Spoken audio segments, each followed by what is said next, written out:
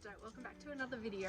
Today I'm going to show you about soil blocking. So these are soil blocks for raising seeds. So I've got two different types here, but I'll show you what we have tried in the past and what has worked and what hasn't.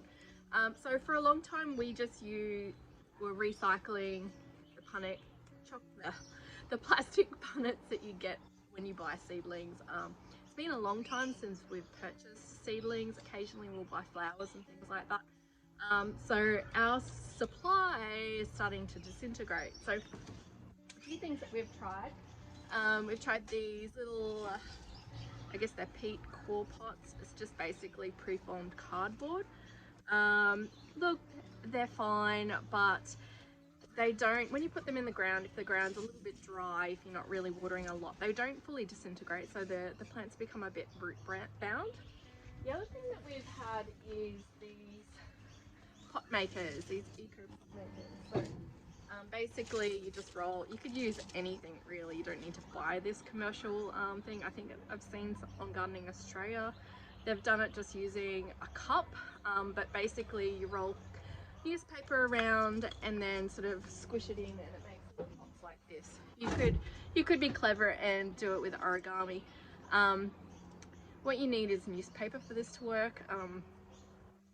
Why we stopped using this was pretty much because the local free newspaper that was delivered to our door stopped being delivered to our door. It is a bit time consuming as well to make lots of these, whereas with the soil blocker you can do 4 or 5 at one hit. So let's have a look at this. So basically what we're doing is we're making little blocks of soil and putting the seeds in. Normally they come in a 4 one.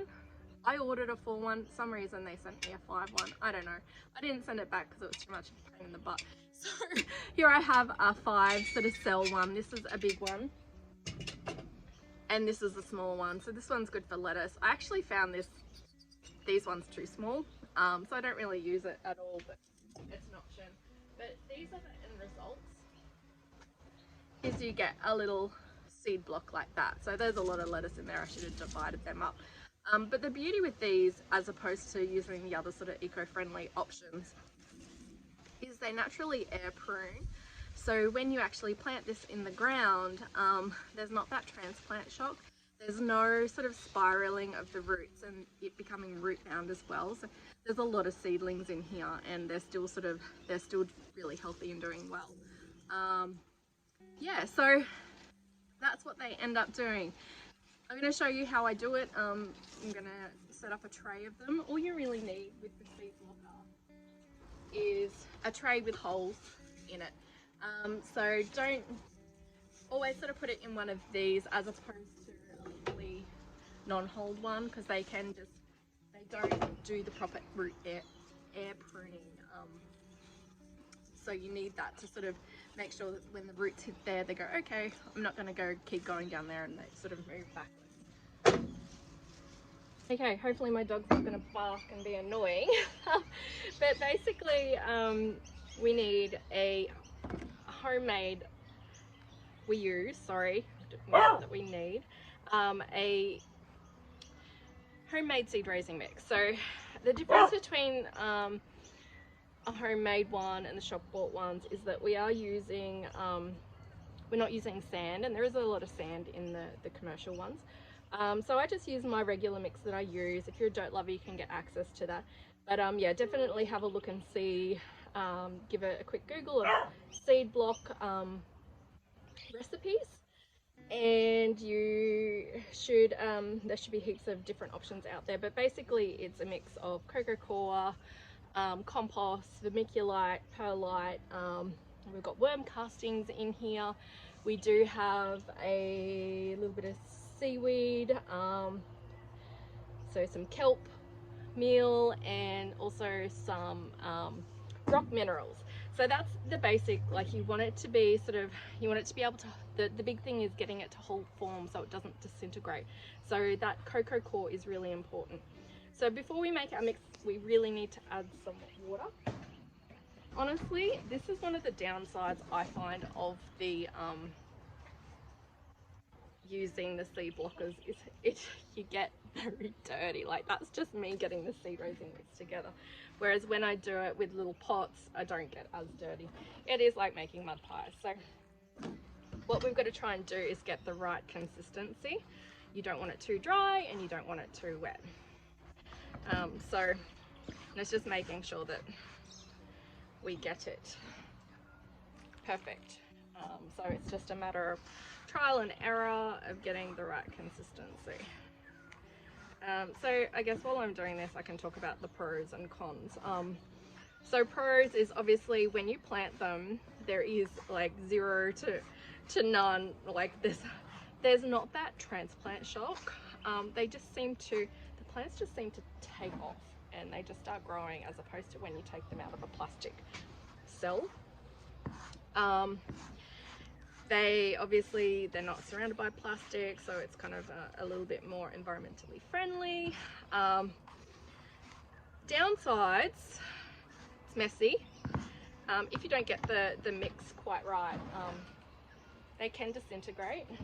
I recommend not using them for things that take a long time. So things like your eggplants and your chilies and celery, things that take a long time to germinate. So you sort of, things that take anywhere beyond 14 days, and then they've got to sort of sit there and grow for a bit longer.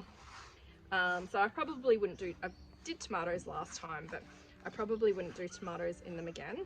I'd just put them straight into little pots, because I do upgrade them a few times before I plant them out. So you're kind of looking for a consistency of a, I don't know, kind of jelly.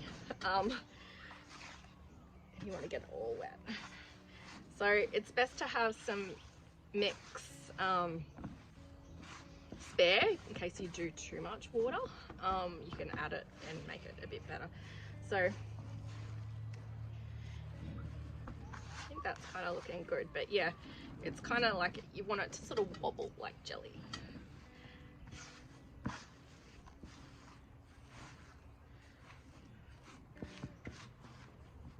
So yeah, I'm just going to spin it around because that's just the direction that I'm going to do it. And basically all we need to do, I kind of rock it forward like that till I get to the end, and then I just really squeeze out all of the moisture, and then I sort of turn it upside down and I check that they are full. So they're not, I go again. So you want it to be really tight, and if you don't get them really tight, they don't fully form basically. Yeah, just take the top off like that. There's probably a better way of doing it, but that's just the way that I've managed to do it. And then get your tray, line it up to where you want it to go. I'm gonna have mud all over me. Again, messy, and then you just kind of give it a little jiggle and out they come, and there is the seed blocks there. So it comes with the little tabs. You can get larger ones if you want to. Basically what you could do is put them in this until they germinate, if they're ones that you don't want to plant out, and then you can actually get the little nodules there. You can get the little squares at the same size of these. So again, it's a way of doing it, but I just find it's a little more time consuming. So yeah, I'm just going to go ahead and do the rest. I don't think I'm going to fill up my tray with, this is the last of my seed raising mix that I had left. So again, very messy. It's a messy job.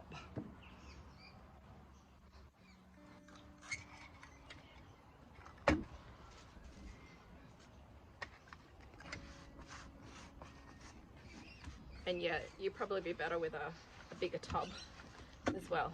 So I like to make my seed raising mix up in bulk, and make sure it's dry and leave it in a, I've got a mini garbage bin that I use. So this is probably borderline too wet now, especially at this end part. But yeah, I'm out of seed raising mix. I just wanted to get some lettuce in, so I'll probably make up a batch the next day or so.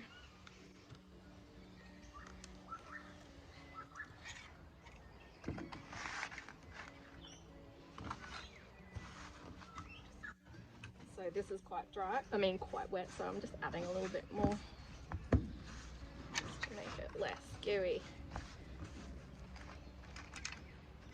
So again, I'm no expert at this is just how I do it, but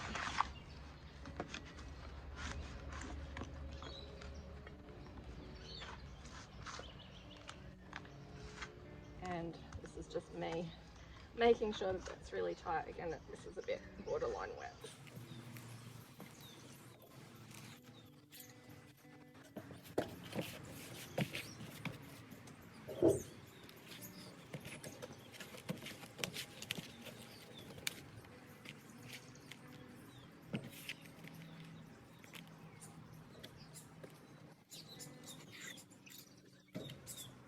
So again, it is very messy. So if you're not someone who likes getting dirty, not that I love getting dirty, but it's not something you love to do, then it's probably not going to be an option for you. But that's my little seed block spinner.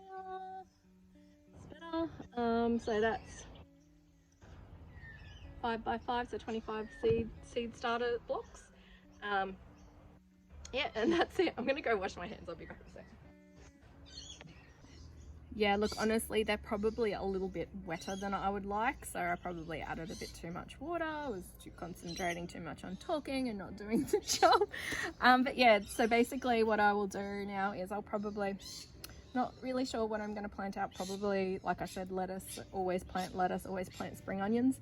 And I've got this little bit left over, so I'll use that to actually top this off.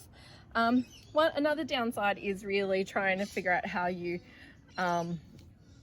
label it. Like obviously if you're doing this commercially or you're planting a lot of things, you could just put it on the tray itself, but these are obviously milk cartons cut up, and I've just sort of jammed them in between, so that's working well for me at the moment. Again, like I've done eggplant in here, but these have taken a long time just to pop up, but the lettuce does really well.